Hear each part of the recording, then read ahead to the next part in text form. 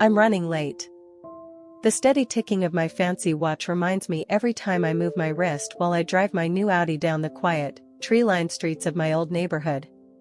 My hands grip the steering wheel tighter when my parents' big 6-bedroom colonial house appears ahead. It always looks more intimidating than it actually is. I'm 28 now, the youngest senior marketing director in my company's history, but my stomach still twists up like I'm 16 again, coming home after curfew. I glance at my reflection in the rearview mirror. My blazer is crisp, my makeup perfect, my hair smooth and neat, everything in place like armor. The driveway is already packed.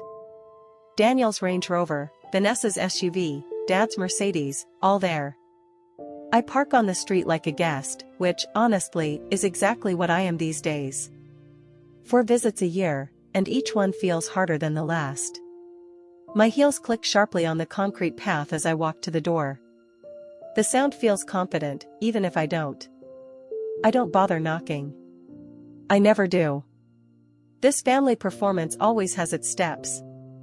There she is, Mom's voice floats from the kitchen as I step inside. We were about to start without you. No hug. No eye contact. Just the familiar smell of roasted turkey and cranberry, mixed with that old, quiet disapproval that always follows me here. Sorry. Client emergency, I lie smoothly. Easier than admitting I sat in my car for 15 minutes doing deep breathing. Always working, Dad says, appearing in the hallway, bourbon in hand. His eyes scan my outfit, judging as always. One of these days, you'll find something more important than that job. My smile tightens but stays on. Nice to see you too, Dad. I follow the noise into the dining room.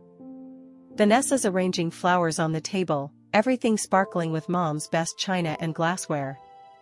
Daniel sprawled on a chair, scrolling through his phone, not even glancing up. Savannah, Mom says behind me, go ahead and sit at the kids' table. We've got a spot for you there. Her words hit like a slap. I turn slowly, sure I must have heard wrong, but there it is. A folding plastic table in the corner, surrounded by little colorful chairs and paper plates. My nieces and nephews aren't even here yet, I can hear them laughing somewhere in the basement. The kids' table? I ask, my voice calm though I can feel my face getting hot. Mom just smiles politely. We need space at the main table for Gregory's parents. They're joining us this year. She gestures toward Vanessa's in-laws, people I've met twice, maybe. I just stand there, frozen.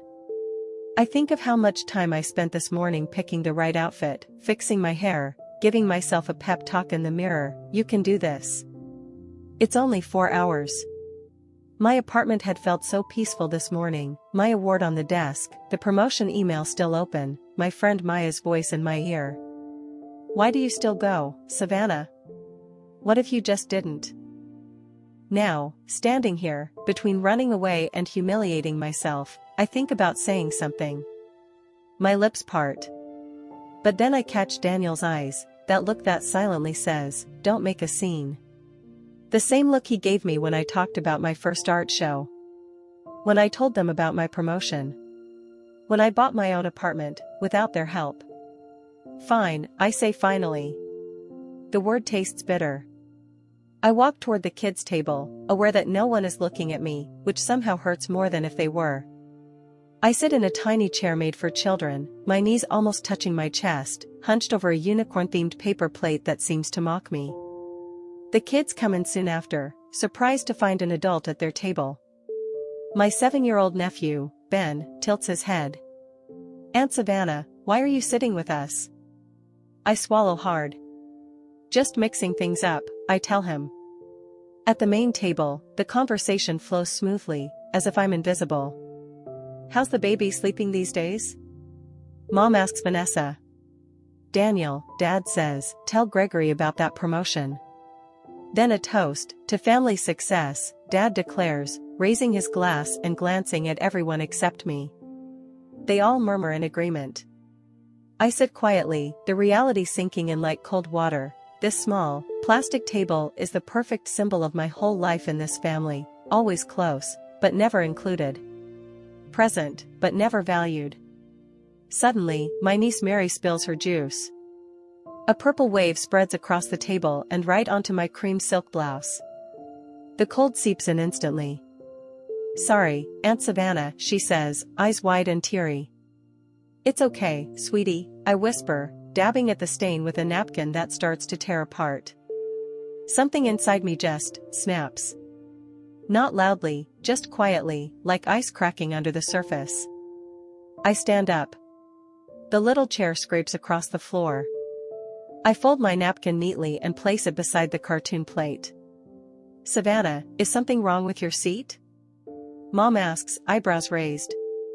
I don't answer.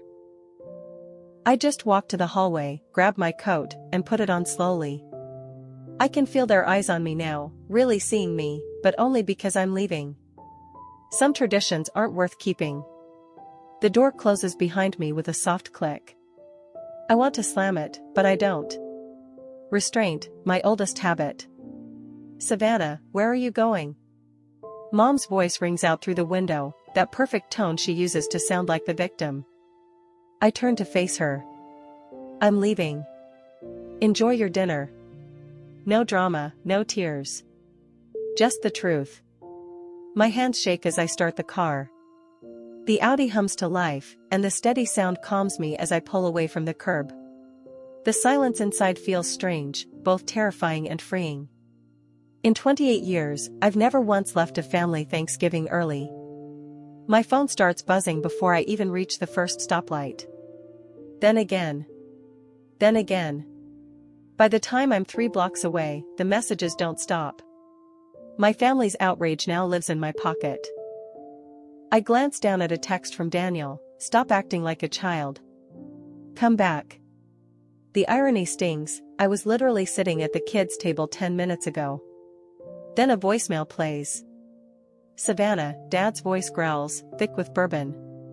"Enough of this nonsense. Get home now." Not a request. A command. 2 more texts pop up. From Vanessa, Mom's freaking out. "Please come back and talk. You're ruining dinner." The family group chat explodes. What's going on with her? She's always been so sensitive. This is embarrassing with Gregory's parents here. They still don't get it. I wasn't trying to make a scene. I just wanted a seat at the table, a real one. I drive aimlessly until a glow in the distance catches my eye, a small 24-hour diner, its neon sign warm against the dark sky. The parking lot is half full, people like me, escaping family drama for the night. Inside, the air is warm, soft, and welcoming.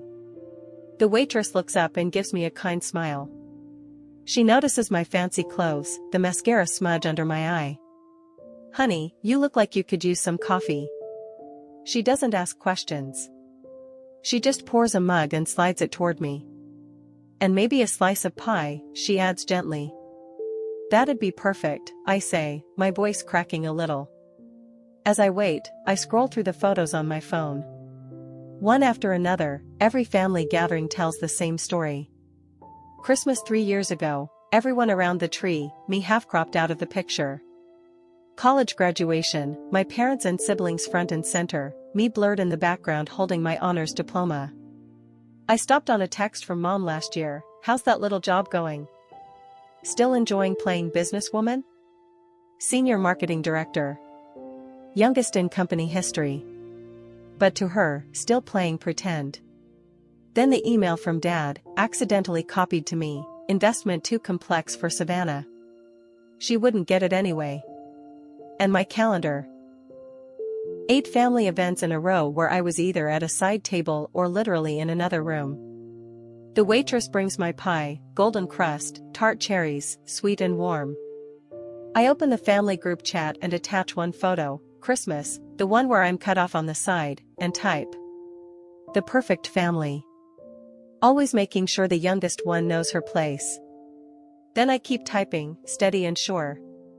This isn't just about the table. I've been treated like an afterthought my whole life. When you're ready to see me as an equal, let me know. My thumb hovers over the send button. One click, and 28 years of pretending will finally end. No more smiling through insults. No more swallowing my feelings just to keep peace. And for once, I don't feel afraid. I hit send, then switch off my phone completely. The pie tastes better than any Thanksgiving dinner I can remember. I take my time with each bite, enjoying it, before leaving a generous tip and heading back to my car. My back feels straighter now. My shoulders finally drop from that tense, defensive position they've known for years. Savannah? Savannah Reeves? I turn and see Mark Connolly, my old lab partner from AP Chemistry. He's a pediatrician now, if I remember right from social media. Mark, hi.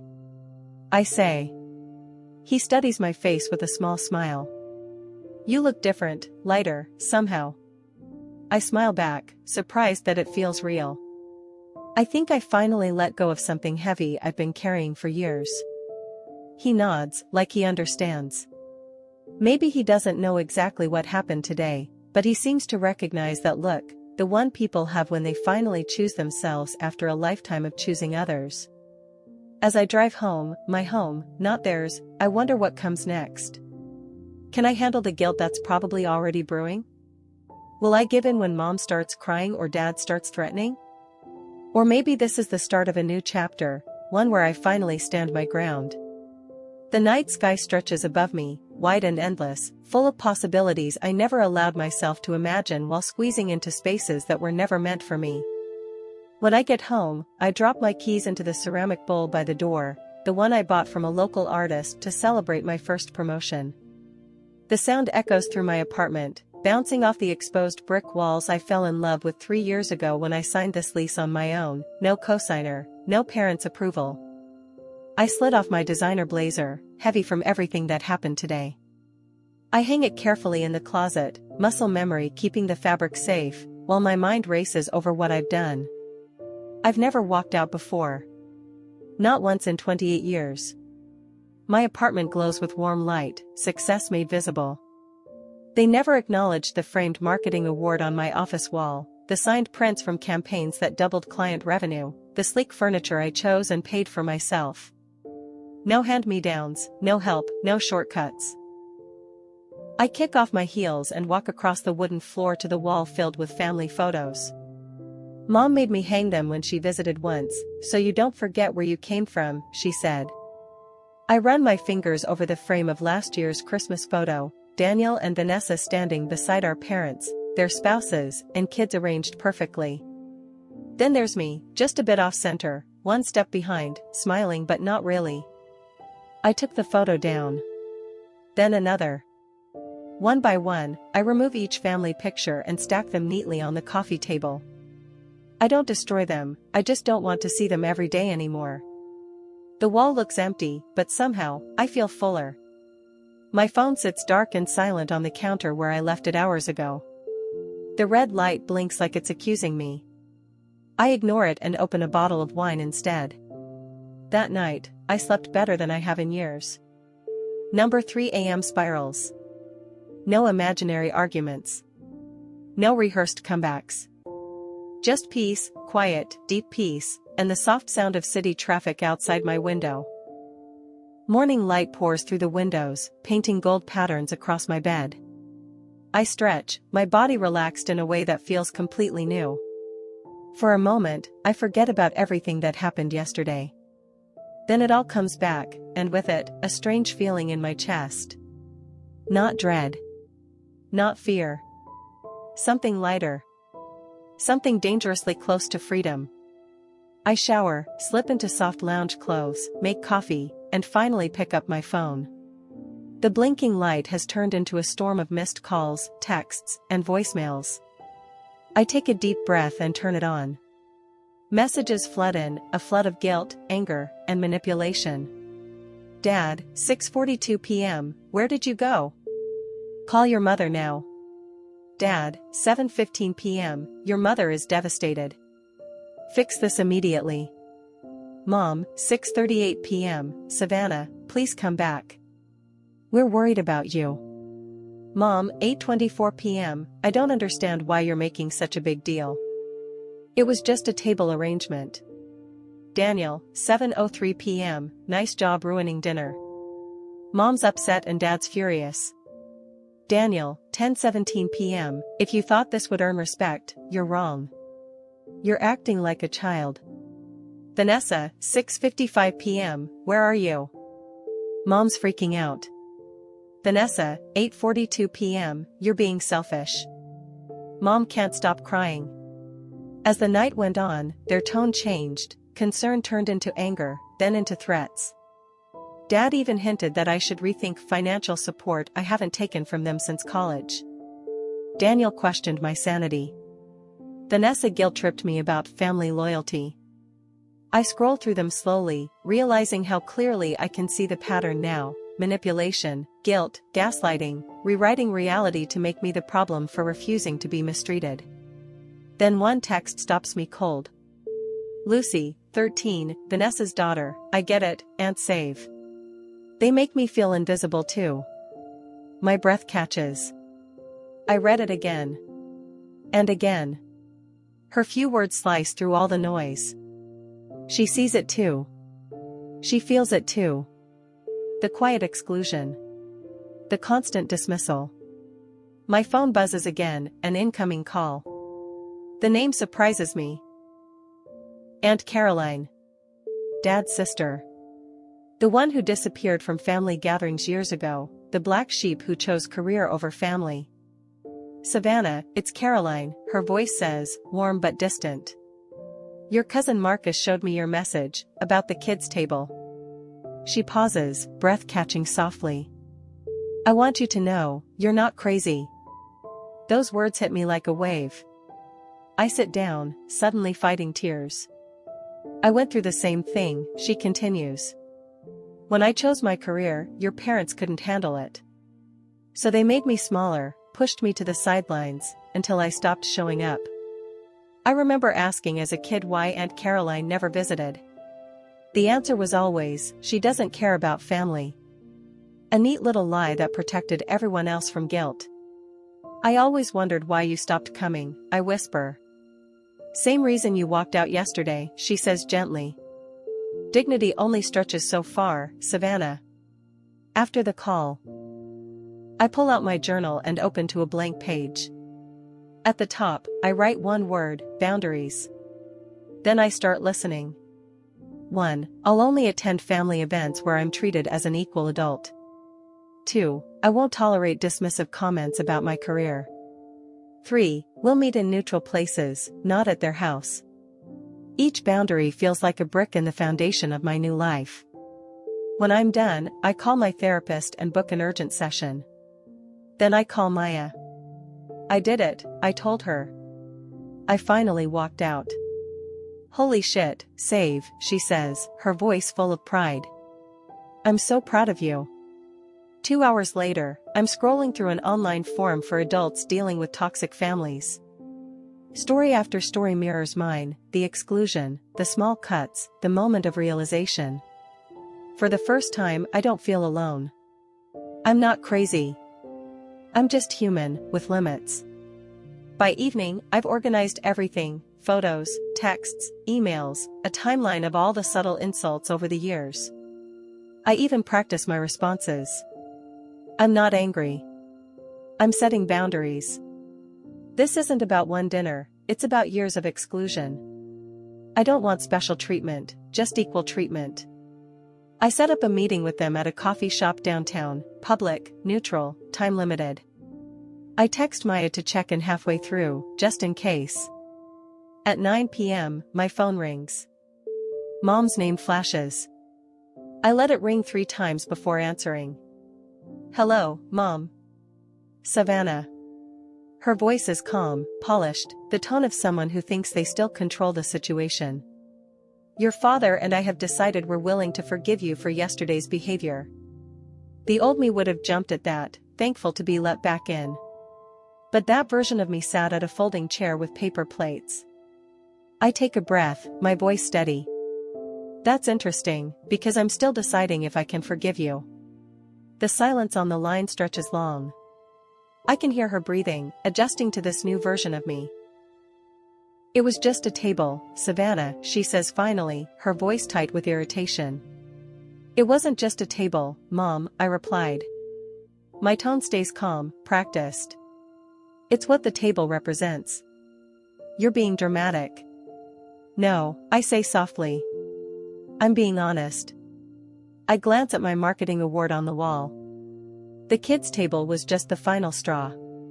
You've been doing this my whole life, the small exclusions, the subtle digs. I start listing calmly. You left me out of Daniel's investment group because, quote, I don't have a real career.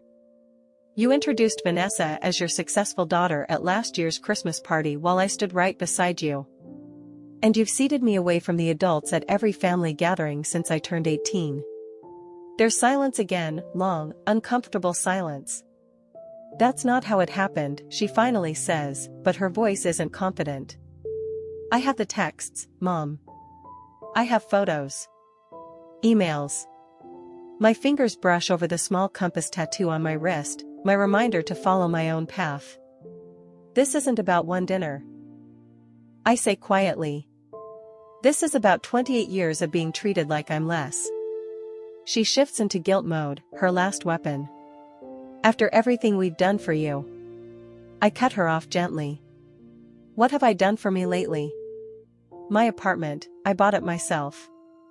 My degree, earned with a scholarship. My car, my savings, my career, all on my own. There's another pause, then she asks, so what do you want from us, Savannah? It's the first time she's ever asked. I want respect, I say softly. The same respect you give Daniel and Vanessa. I want my achievements acknowledged. I want a real seat at the table, literally and figuratively. I hear her inhale sharply, a small crack in her armor. A few hours later, my phone buzzes with a group text from Daniel. Emergency family meeting tomorrow night. We need to discuss the Savannah situation. 7 p.m. Mom and Dad's. Savannah was not invited. I can't help but laugh quietly. The family is scrambling, and for once, it's not me trying to hold it all together. About an hour later, my 13-year-old niece sends me a screenshot of their living room, my parents, Daniel, and Vanessa all huddled together in deep conversation. Her text says, they're freaking out, Aunt Save. Dad keeps saying you're ruining the family. Grandma cried. It's better than Netflix. The next morning, one of my dad's golf buddies brings it up during a client meeting. Richard says things are pretty tense with your family right now, he says awkwardly.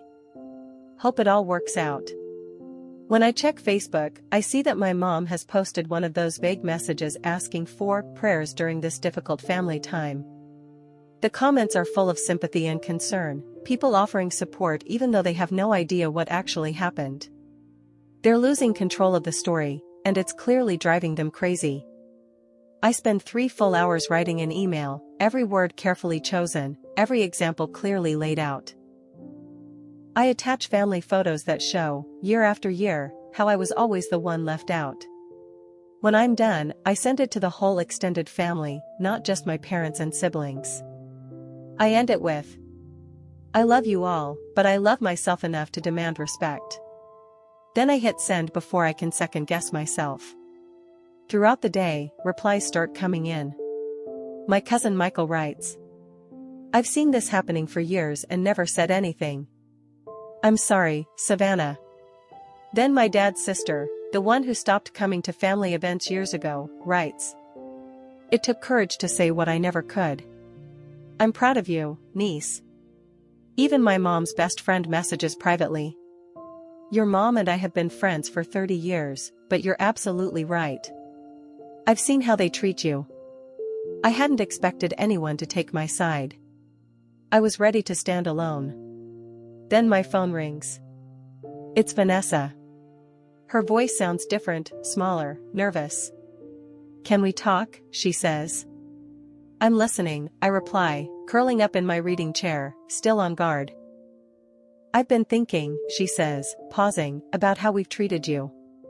I stay quiet, letting her continue. Greg said something last night, she goes on. He said he's always wondered why you're treated differently.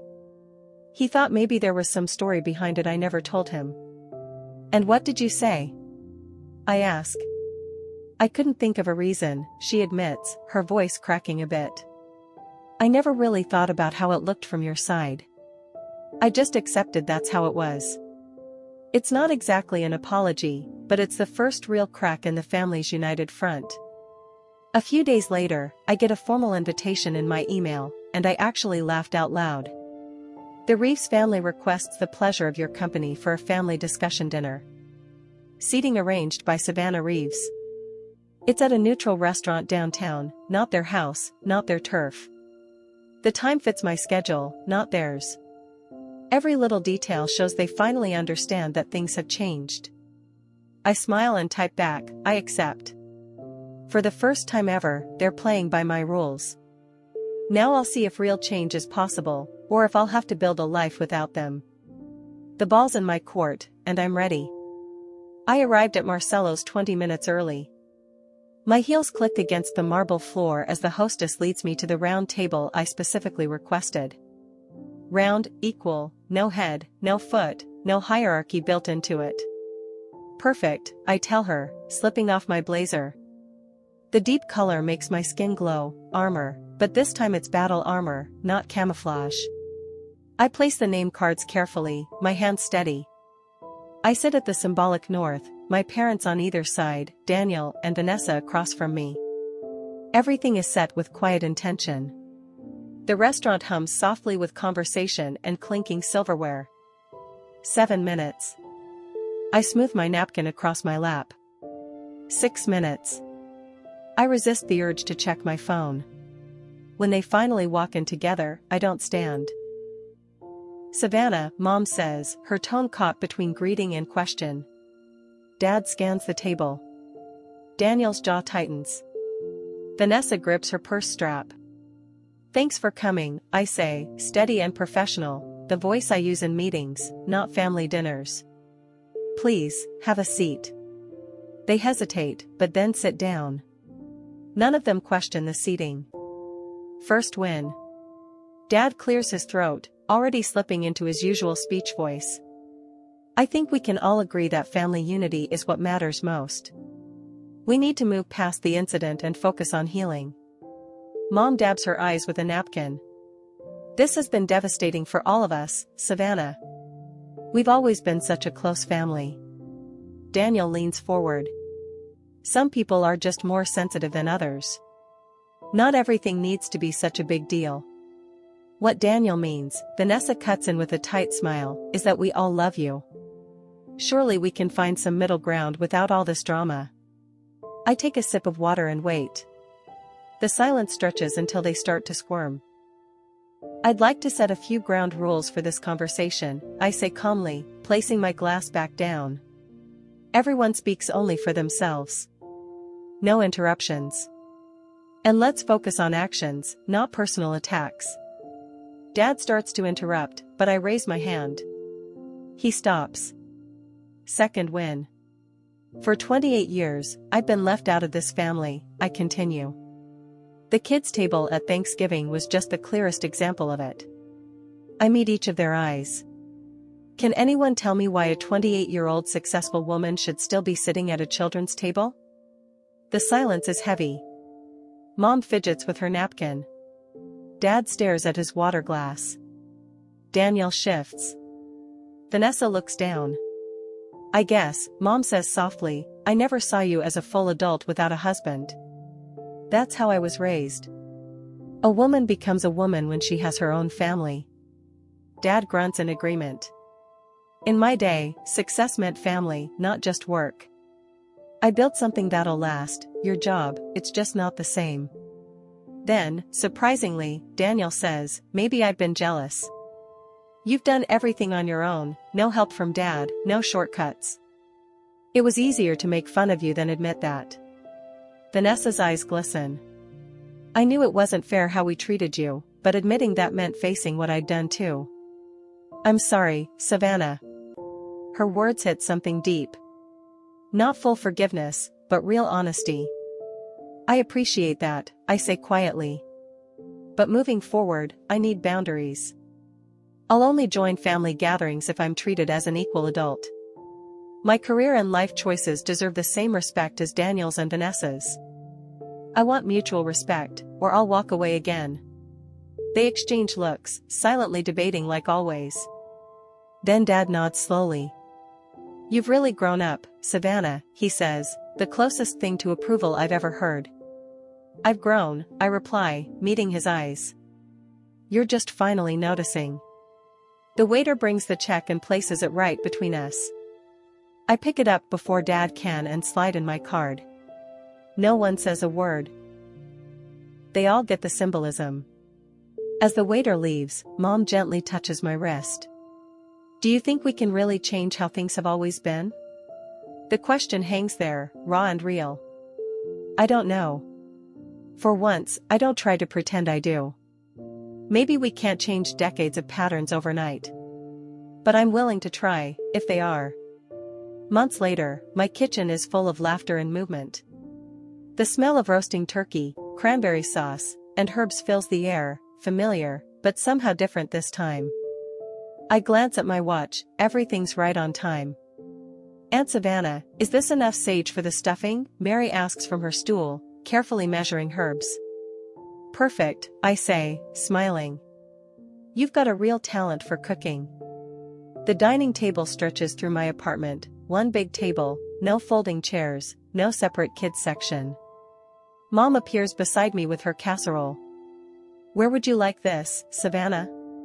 Even after a year, it still surprises me. On the sideboard, please. We'll bring everything out together.